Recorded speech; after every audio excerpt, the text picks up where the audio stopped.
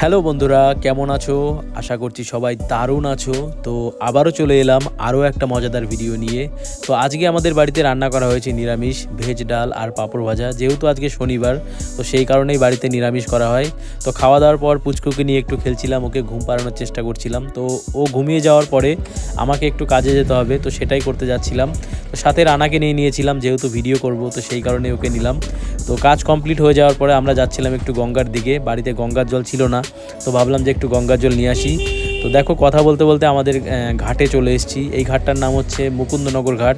খুব সুন্দর জায়গা। এই যে দেখো কত সুন্দর মন্দির রয়েছে এবং ভেতরে খুব সুন্দর বসার জায়গা রয়েছে। তোমরা যদি কেউ আসতে চাও আসতে পারো, খুব সুন্দর জায়গা। বিকেলের দিকে আসতে পারো, কারণ বিকেলের দিকে খুব ভিড় হয় আর জায়গাটা সত্যিই খুব সুন্দর জায়গা। আর যারা যারা এখানে গেছো আমাকে অবশ্যই কমেন্ট করে জানিও তোমাদের কীরকম লেগেছে।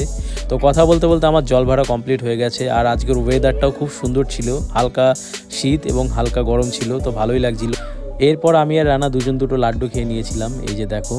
তো ভিডিওটা যদি তোমাদের ভালো লাগে একটা লাইক করো, চ্যানেল নতুন হলে চ্যানেলটিকে অবশ্যই সাবস্ক্রাইব করো। বাই।